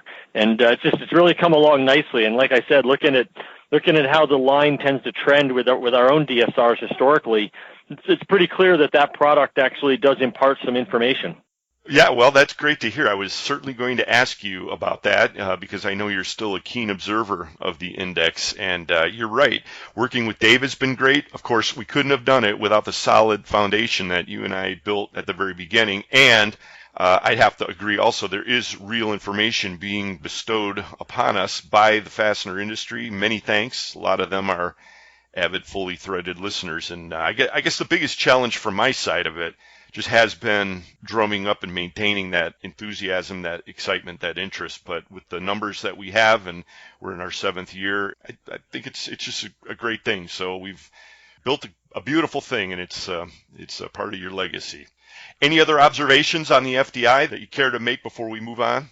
I suspect we'll probably be able to refer to it in some of the things we discuss coming up. So, but no, I just wanted to congratulate you because like I said, it's the worst result you wanted to have is that when you got the numbers, it looked nothing like how the industry actually tracks. And the good news is I don't think that that's the case. So it looks like it was nice to see it thriving and actually providing good information. Perfect. And fully threaded listeners and FDI respondents may remember that right about the time that Holden handed off the index, we were just beginning to incorporate the seasonal adjustments. So we built up a big enough track record on that. Well, I'm looking at a report here from globalfastenernews.com, Holden. It's headlined, Fastenal Fastener Sales Continue to Climb. And the story points out a 7.9 sales increase for Fastenal in Q2. That's a pretty rosy headline. Can you expand on that? Yeah, it's, 2015 and 2016, as your listeners I'm sure know as well, they were more difficult years with regards to demand, generally speaking. I mean, I know that the broad economy was doing fairly well, but the industrial economy was somewhat weaker. And as everyone listening knows, fasteners are fairly cyclical in their makeup and their character, and so it has been a long time since we had seen particularly dramatic growth in our fastener spend overall. I think if you look at 2015, you look at 2016, that line really did, that line really did struggle. In fact, I think throughout 2016, our fastener daily sales rate was actually probably down between 2 or 3% during the course of the year. And so, to have it accelerate to up 7.9% in Q2. Now, bear in mind, we actually had an acquisition. That 7.9 excludes the impact of that acquisition. I'm sorry. Let me correct myself. It actually would have been 4.3 if you exclude the acquisition that we had made. That was Mansco, correct? That was the acquisition of Mansco. Yeah. So that 7.9 becomes 4.3 if you exclude the impact of Mansco's business. But nonetheless, that 4.3 is a significant improvement on what we had seen in 2016. And the good news is that number has continued to improve, right? In July and August, we saw fasteners accelerate from the levels that we saw in the second quarter. So I think that cyclicality has a big role in that, and it really does just get to business conditions today feel better, particularly within the manufacturing space, particularly within the oil and gas space. And, as business gets better, the cyclical nature of the fastener line tends to get reflected. And the growth that we saw in August was actually the fastest growth rate that we had seen, I think, since December of 2014. Gangbusters. You mentioned manufacturing. I'm reading from this same report now, and here's a detail that caught my eye. People tend to think of Fastenal as distribution, but I notice here that during the second quarter, your manufacturing employment expansion slightly outpaced the distribution employment expansion. Well, what does that say about the market? So we do have a portion of our business is obviously manufacturing specialty fasteners. Customers of ours that maybe they have seasonal needs above norm, or maybe they have unusual requests. We're able to sort of produce that for them. It's one of the services that's on our menu of ways to help the customer. And I think what manufacturing is reflecting is certainly in part that improving cyclicality. But I think it also is reflecting, frankly, an improvement in the oil and gas sector. That is an area where that manufacturing business has always played a role. And when oil and gas fell apart, that obviously influenced our manufacturing business. And as that area is getting better, then it's getting reflected there as well. And as that business is doing well, obviously you need to add some heads into that to support the growth. So, but I'll tell you, as gratifying as that is, because we like being able to do that for our customers, August was unusual from an employment standpoint in the sense that our headcount was actually down as a company in August in terms of total heads sequentially, in other words, relative to July. But, if you take out August, we have actually added heads every month this year so far. And again, I think it simply reflects the improvement in the economy. I don't want to give, short shrift, however, to our growth drivers. If you read our quarterly results and sort of keep track on what we're doing, we're getting some nice traction out of our on-site initiative, right? We're getting some nice traction in vending. Our larger accounts, our national accounts, are growing faster than the company as a whole. And so whereas the cycle is certainly playing a role in the improvement in our growth rates, the improvement in what we're seeing in manufacturing, we also are investing in headcount and other resources to support what we think has been some pretty good success in our growth drivers, which in turn we think is playing a pretty significant role in the level of growth. Because we talked about the improvement, but bear in mind, I think industrial production is up 2 or 3%. We're outgrowing that meaningfully at this point, and we believe that relates to market share gains. We believe that relates to our growth drivers, and that relates to why we're adding heads to continue to support that. Interesting. As a follow-up question that might be related, last time we heard from a senior-level Fastenal voice on the podcast, it was FTR audience favorite Gary Polipnik. Everybody loves it when he's on. And he was discussing Fastenal's investment in upgrading and standardizing its retail stores. What's the latest on that effort, and is that still a priority? You know, it is a priority. The truth is, we call that our CSP program, and what you're referring to and what Gary was talking about at the time was our CSP 16 initiative, and that was an initiative where we simply wanted to get some more product standard in the field closer to our customers. As you know, we continue to have more than 2,400 branches in the field today. They've always had a standard offering, and we have periodically altered, changed, or increased that standard offering. I mean, in fact, we've actually been doing CSP in some form since 2002. But the one in 2016 was a large one. And like I said, it was intended to put more product in the field in the hands of our salespeople so that they'd have something to go out and sell. And and be able to sort of deliver that on a same-day basis if need be, or what have you. But it's all about getting closer to the customer. I mean, as you know from following Fastenal, our original branch strategy was all about being closer to the customer. Our original move out of fasteners and into non-fasteners was all about having more products that could take advantage of our proximity to customer.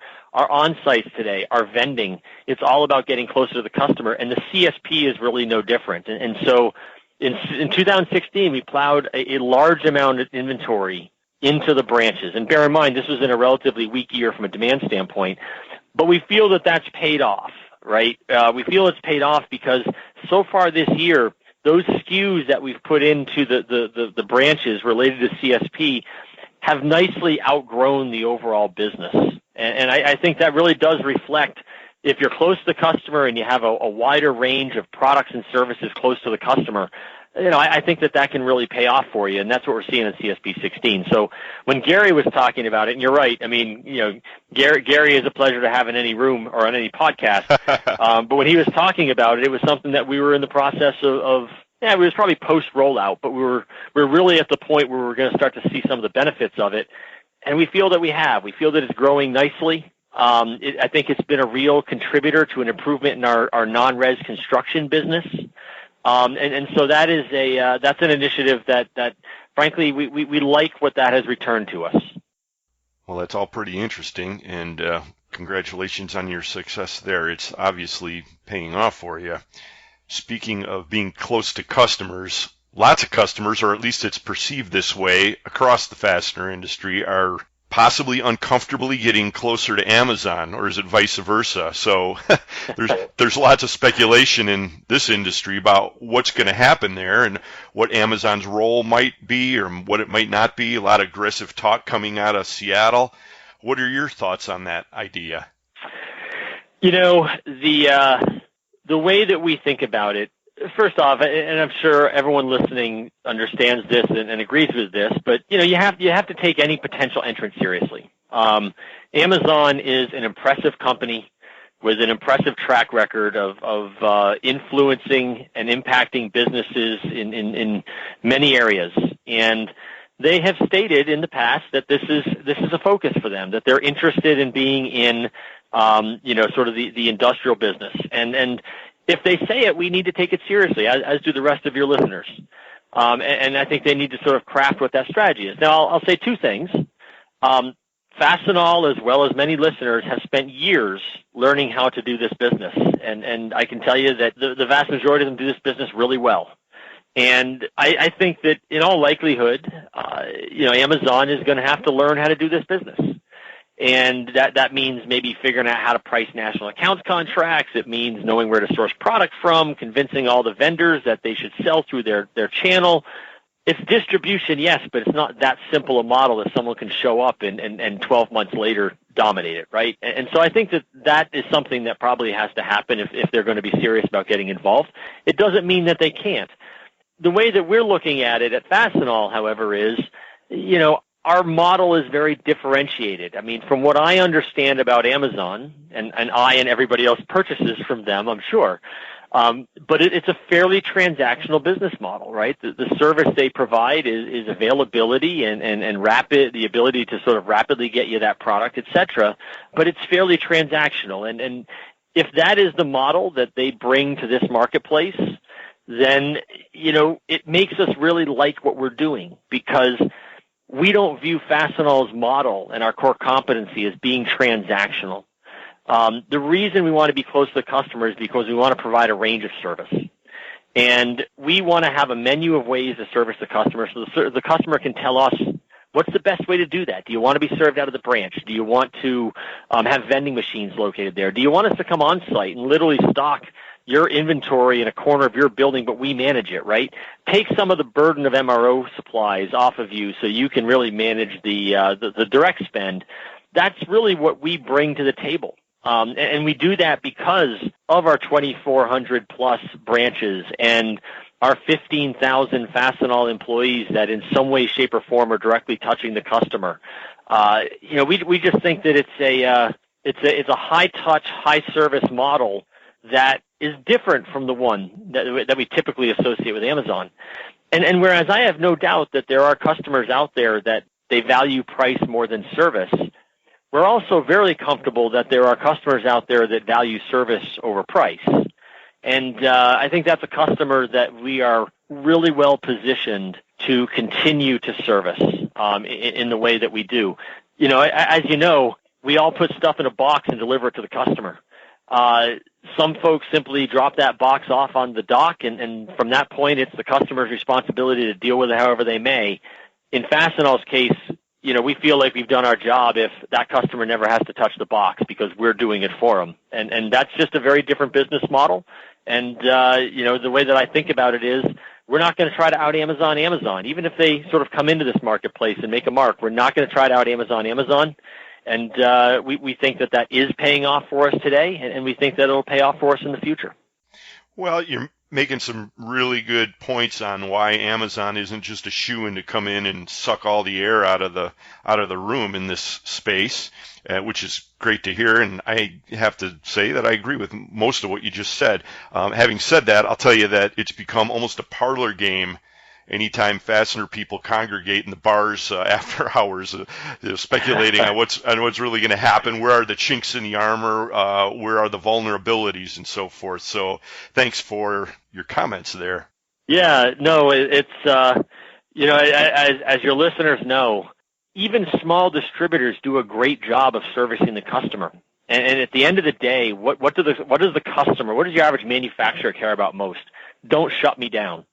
One of the reasons investors, I should say, always assume that a company like Fastenal or any of our peers should be able to consolidate this market faster than is actually happening, right? And the reason it's harder than that, the message that we try to impart is simply, small distributors do a really good job servicing the customer. That company that we acquired, Mansco, they did a phenomenally good job. And I should say did. They are continuing to do a phenomenally good job servicing the customers. And it's why those are loyal customers for them. And in the end, if a distributor has never shut the customer down, if you will, there's always been a degree of loyalty there. And everybody who wants a piece of that business has to go in with a case to be made for why, yeah, I know your current supplier has never shut you down and does a good job, but I still think you should switch. And we at Fastenal know how difficult that case is to make. And anybody else who wants to get into the market is going to have that same hurdle to clear, I think. As I said, we all have to take Amazon seriously. Don't sleep on them. It's a company with significant means that has proven themselves to be a clever organization. Never underestimate their ability to solve a problem, if you will. But yeah, it's you have to be thinking about how you might compete with it. But the marketplace hasn't really changed, and I think it'll be harder than perhaps most investors assume is the case. And it'll be interesting to see how the industry reacts, if and when they become a serious player. Yeah, it doesn't hurt if you can afford to lose a couple $100 million too every now and then, without a blip. That company has done a great job of, really kind of running around that break-even level. And it is frustrating to be competing with somebody that doesn't have the same profit motive that you need to have. Certainly one wonders. I mean, everyone loves sort of the free freight, but that free freight is reflected in their lack of profitability, right? At some point, I'm assuming they have to be profitable, but until that time, look, you compete with what comes to the marketplace to compete with you, and if they show up in any meaningful way, you have to have a strategy around it. And as I said, our strategy is to not try to out Amazon. But let me emphasize, I have investors that sometimes ask, well, are your strategies geared towards sort of avoiding or competing with Amazon? And the answer is no. Fastenal has always tried to get closer to the customer. I mean, we have a couple core principles that have never changed in our 50 years doing business. And one of those is we try to get closer to the customer. And so when I think about vending and I think about on-sites, we aren't doing those things because Amazon is in the marketplace.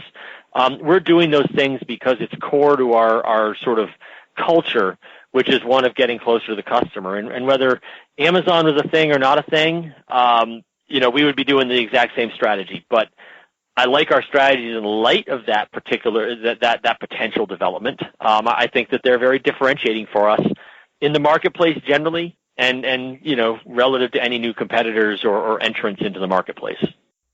Got it. Thanks for that.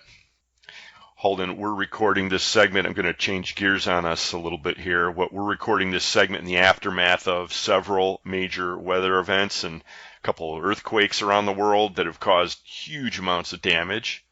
The true toll of these events won't be known probably for many months, if not years. And I'm not going to ask you to forecast how all of this is going to impact Fastenal's business or even the fastener industry at large, but you probably have some sense of how the markets will be reacting. Can you talk on that? Yeah, these are all unfortunate. I can tell you that all of our people have come through it. The vast majority of our assets have come through it.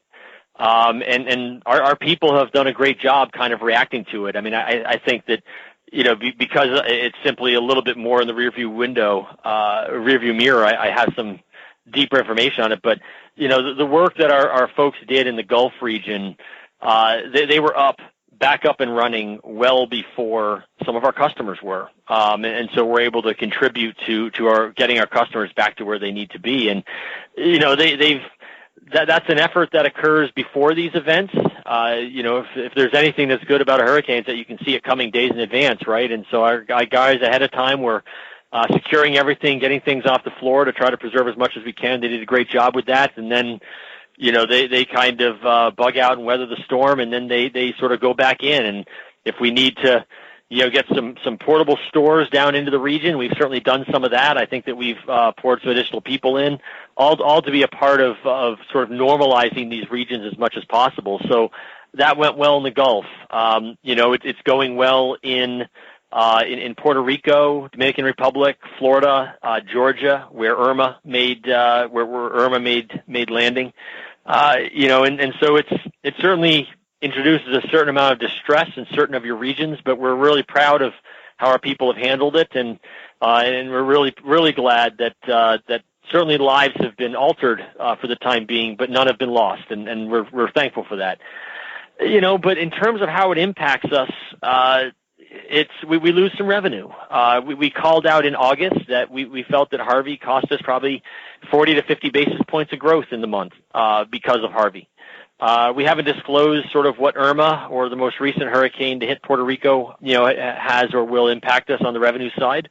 But I think if you think about Puerto Rico, Dominican Republic, Florida, and Georgia, that combined is probably somewhat comparable in size to the Gulf region that was affected. And so, it's going to have an impact.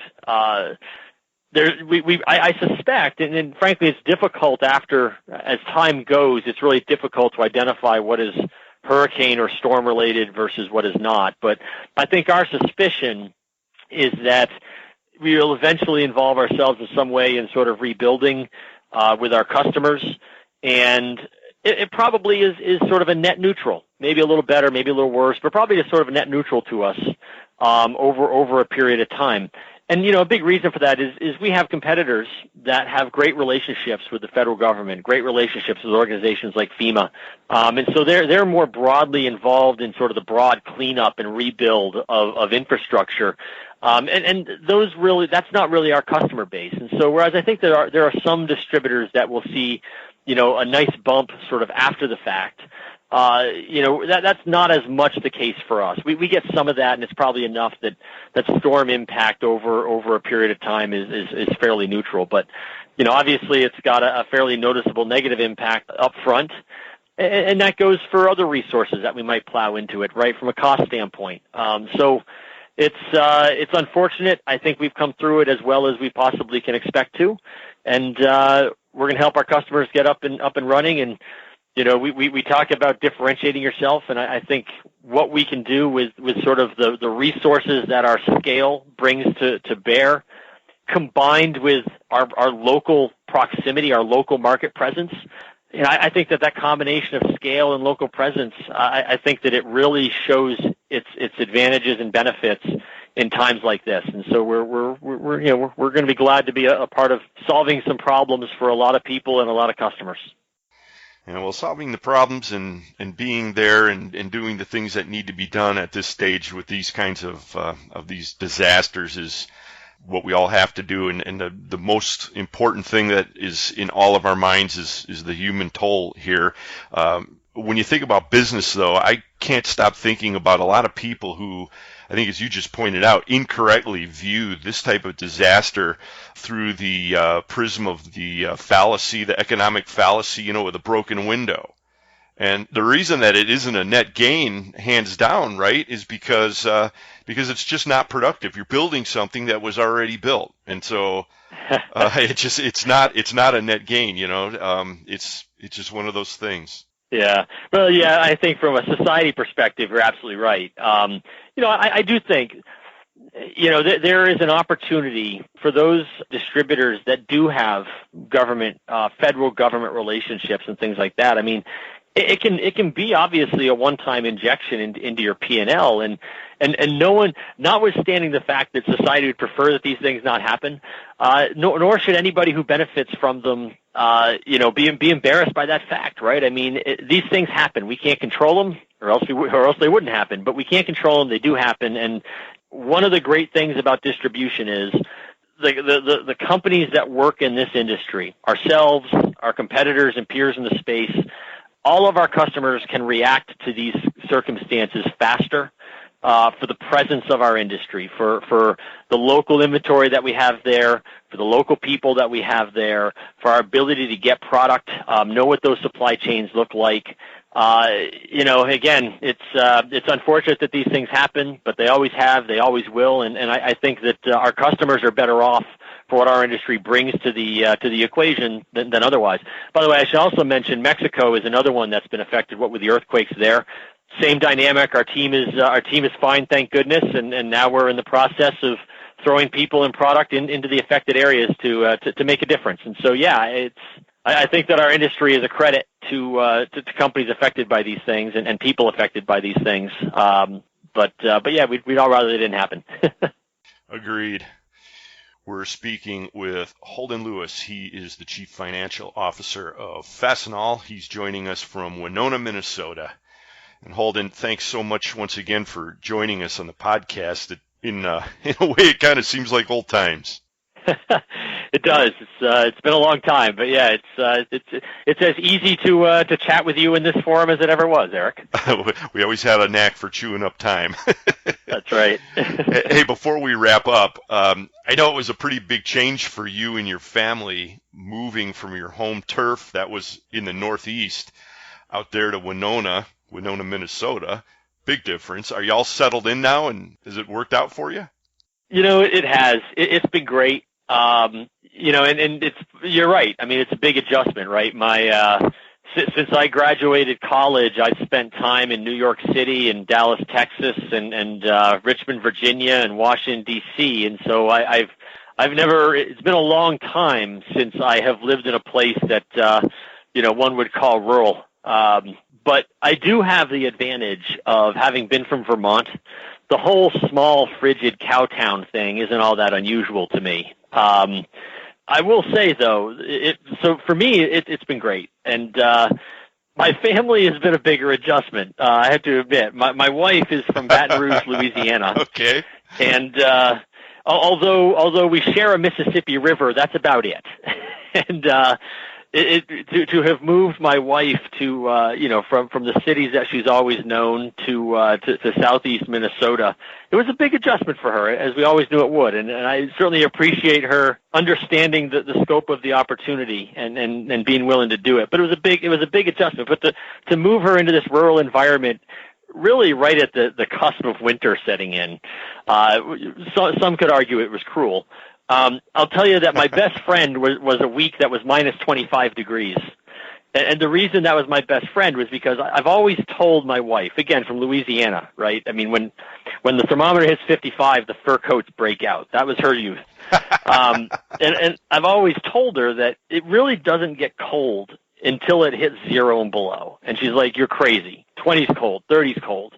And I said, not really. And the best thing about minus 25 is when you spent a week when it's minus 25 degrees, she now understands what I mean when I say 20 degrees really isn't cold. And so that week was my best friend because she felt like 20 was awful till she felt minus 25. And once she understood what that sting feels like, winter became a lot easier for her. Yeah, balmy 30-degree weather. I hear what you're saying. Balmy 30-degree. Yeah, it's she gets it now. So it's been good. And fortunately we eventually found a house to move into. Summers, falls, springs, as you know, they're great in the Midwest. And so it's worked out well. My kids are enjoying they've actually settled into their new roles, if you will, really well. So no, it's professionally, it's been a wonderful opportunity. I enjoy myself every day. Personally, it's one that we've adapted to, and I think everybody's getting along quite nicely now and getting adjusted. Thank you for asking. You bet. And there's no doubt it's a great opportunity, and Fully Threaded listeners are lucky to have the opportunity to hear you opine on this range of topics. So thanks once again, Holden. My pleasure. It's as always, it's great talking to you. Best of luck to you, your family, and Fastenal for the future. This has been a conversation with Holden Lewis of Fastenal, and this is Fully Threaded Radio.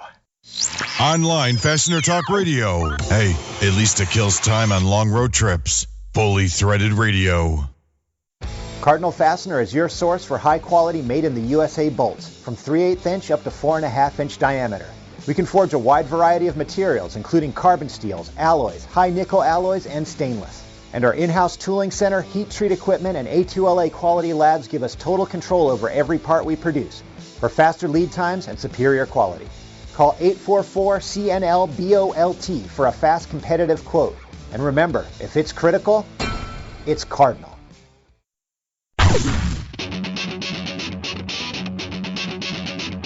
When top quality and outstanding service are at the top of your list in fastener suppliers, turn to Stelfast.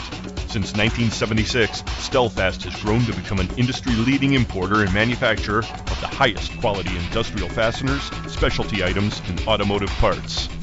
Our array of facilities across North America and in Asia, along with full quality control labs and ISO 9001-2008 certifications, ensure the highest quality parts, and at Stelfast, they're delivered with undisputed service excellence. We're family-run and dedicated to your success. Our customers have come to depend on the expertise of our staff and the quality of our products. We also offer a wide range of secondary services to meet some of the toughest requirements you might have. Contact Stelfast today through our website at www.stelfast.com and put us to work for you.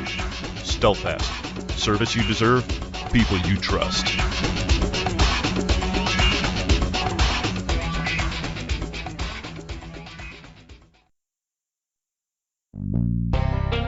Fastener Distributors. 3Q Inc. is the best-kept secret for all of your fastener needs. 3Q is the premier sourcing solution for the fastener distribution market. 3Q offers stock and release programs on all special fastener products, from flat washers, lock nuts, cold form specials, to bolts and screws. Looking to add the highest quality line of self-drilling screws? Check out the pull-tight line of serrated self-drilling screws. They bite. Distributors who know of 3Q wonder how they ever operated before without the high level of service and quality support provided by 3Q and their staff. The number 3, the letter Q, 3Q Inc.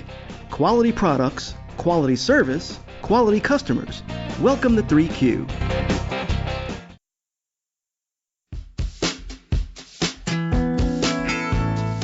You will meet over 2,000 fastener professionals from key manufacturing industries when you attend Fastener Fair USA, North America's only show for the entire fastener supply chain, taking place April 11th and 12th, 2018 in Cleveland, Ohio. Fastener Fair USA attracts manufacturers, distributors, suppliers, and end users from North America's fastest growing industries, such as automotive, aerospace, construction, equipment manufacturers, and many more. More than 200 companies from around the world will exhibit at Fastener Fair USA 2018, showcasing the latest in industrial and construction fasteners, assembly and installation systems, manufacturing technology, and much more. Take advantage of the opportunity to grow your business with our high-level education and training taught by industry experts, including the Fastener Training Institute, who will be participating in the inaugural show, offering product and technical training. Connect with customers and peers on the show floor and after hours at our welcome reception on April 11th at the Rock and Roll Hall of Fame. There is truly something for everyone who's part of the fastener supply chain at Fastener Fair USA. To request information on exhibiting or visiting Fastener Fair USA, go to fastenerfair.com/USA or call show management at 866-899-4728. We'll see you at Fastener Fair USA 2018 in the heart of America's manufacturing region, April 11th and 12th at Huntington Convention Center, Cleveland, Ohio.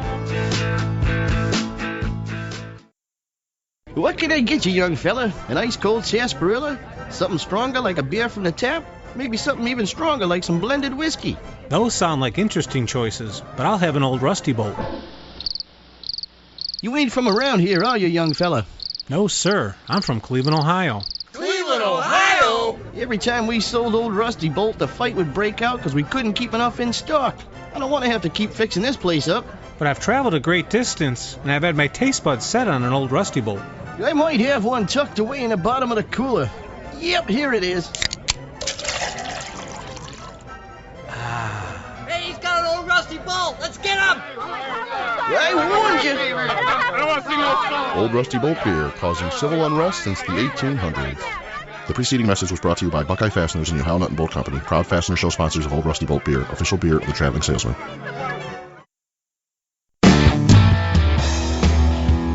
This is Dick Ripley from Lindstrom, and you're listening to Fully Threaded Radio, the voice of the fastener industry.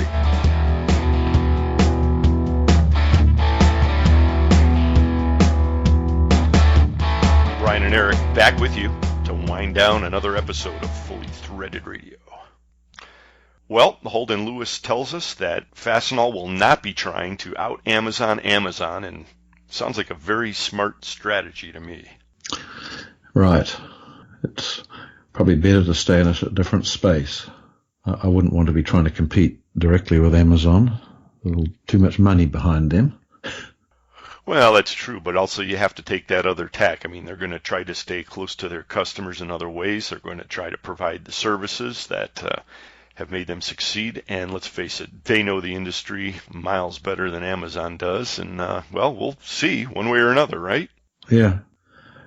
Now, it's also fair to say that while Amazon is a giant in the marketplace, it hasn't been successful in everything it's tried to do, but it has stepped away from those ones as it's, worked out better things to do. Well, Amazon continues to make lots of money with its web services business, and its retail business really, I don't want to call it a loss leader, but there's still a lot that's in the experimental stage, right? Yeah, that's true. Well, once again, we will see. Hope you enjoyed that interview, everyone. I know I certainly enjoyed talking with Holden again. It certainly did seem like old times. Yeah, we had a long and a very good connection with Holden. Going back to various shows where Holden turned up, and even in Chicago at one of the Midwest Fastener shows. That's right. When we teamed up with the NFDA to put on that big dog and pony show, and we were talking about 3D printing and all those things, Holden came out for that. It was great. So we'll thank Holden Lewis of Fastenal once again.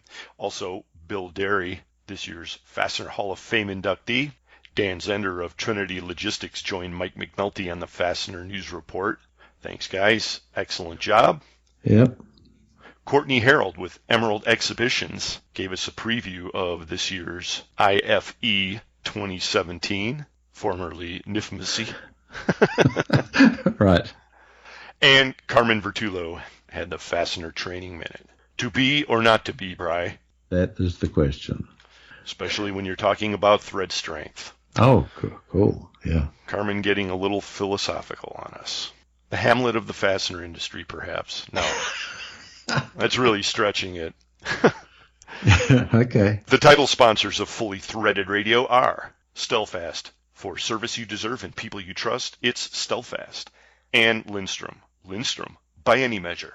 Fully Threaded Radio is also sponsored by 3Q, Buckeye Fasteners, Fastenal, Fastener Technology International, InSequel Software, the International Fastener Expo, the Vegas Show, ND Industries, The Worth Group, Volt Industrial Plastics, Mack Brooks Fastener Fair USA, and Solution Industries, home of Solution Man. Please, everyone, let us know how you like the podcast or if we can improve it in some way, or if you've got a suggestion for a new feature or a guest you'd like to hear. We'll take it all. The email address is ftr@fullythreaded.com, and we can be found under the Twitter handle Fully Threaded. Well, it's been nearly wall-to-wall Vegas show in this episode, Bri, and I mentioned that the Young Fastener Professionals event on Tuesday, October 17th, we want to see everybody out there for that. WIFI, Women in the Fastener Industry, they're also having an event that same day, a little bit before the YFP event. It's happening from 2:30 to 4:30. They're hosting a program entitled Working with the World. This is going to be a program featuring a lady by the name of Lanny Denslow. She's with Worldwise, and I think their specialty is pointing out the differences between cultures and how important it is when you're working with people of the world to pay special attention to their customs, their culture, and so forth if you want to maximize your effectiveness out there in the marketplace. Well, since numerous of our members on the Fasteners Clearinghouse actually deal with people overseas, that would be pretty useful. I mean, you have to be careful not to say something that seems perfectly normal to you but is actually an insult to someone else. Very easy to do. Absolutely, and I think that is exactly why Wi-Fi is bringing this program to the show. The ever thoughtful ladies of Wi-Fi. Yes. Speaking of that, Bri, it goes back all the way to episode 54. I'm thinking that was way back in 2012.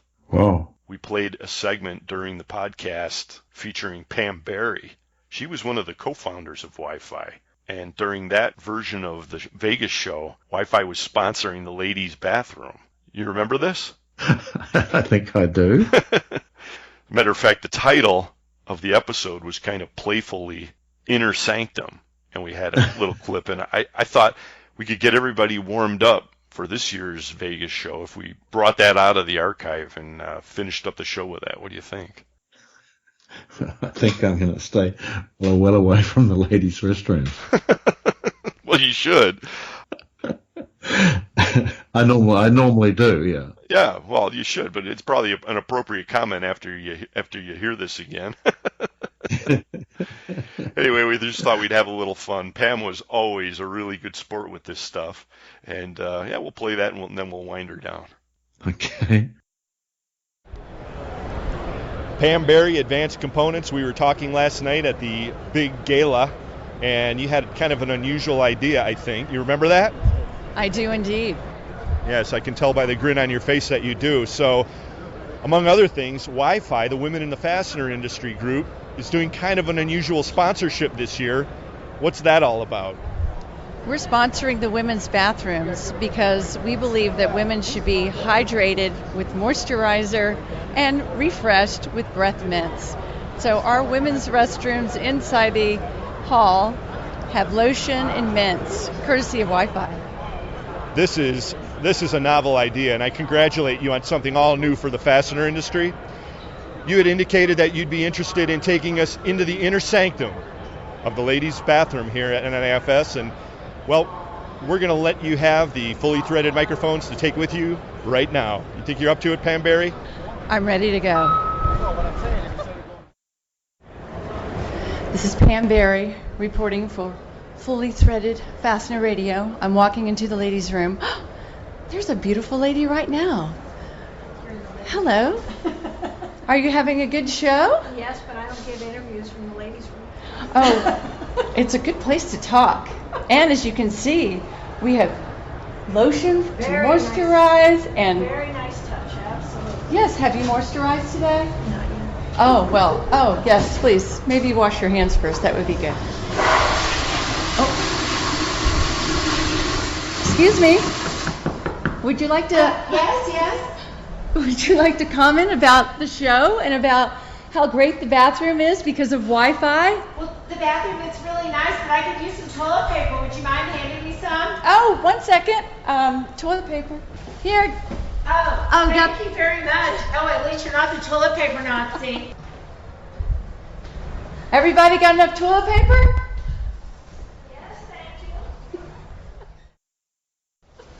Hi, welcome to the ladies' room. Sponsored by Wi-Fi. Yay! If you'd like some mints so that you'll have fresh breath and to moisturize, since you are in Vegas, you're Absolutely. After I do my hydration. duties. Go do your duties and come back. Thank you very much. Have a good day. Thank you for visiting. Okay, we're still in the ladies' room. We're waiting for some intelligent conversation while moisturizing and refreshing. Half the stalls are full. There's going to be a big rush pretty soon. So I think the lunch crowd is coming in now. I'm feeling good. I'm feeling strong. I think this is going to be some good stuff. What do you think the men's bathroom is like?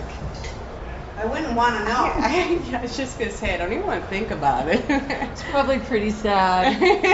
Yeah. Only they knew what we had in here. I know. This is nice. Thank you.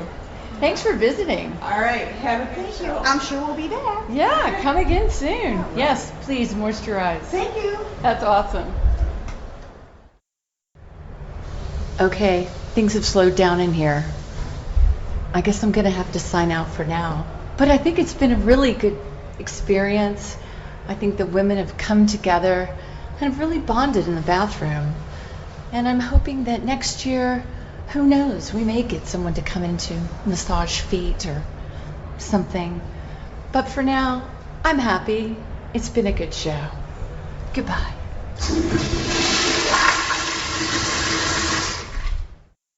There you have it, folks. The voice of Pam Berry of Wi-Fi way back in 2012 at the Vegas show. Not sure if they're going to be doing that again this year, Bri, but I guess we'll find out. And I think that's going to put this episode of Fully Threaded Radio in the can. Okay. Stop by and see us out there in Vegas, folks. We're in booth 243. Just across from the green machine. That'll be us. For Brian Musker, this is Eric Dudas. Get out there, sell some screws, and we'll talk to you next time. Or we'll see you at the show, okay?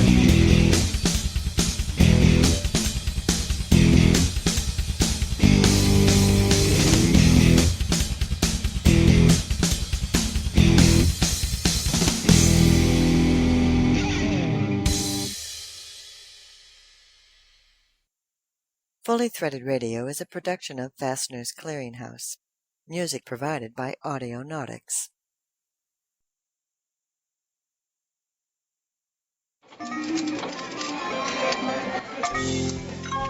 There's one sure bet in the fastener industry, and it takes place every year in Las Vegas, Nevada. This is the American Fastener Journal publisher, Mike McGuire, inviting you to this year's National Industrial Fastener and Mill Supply Expo happening October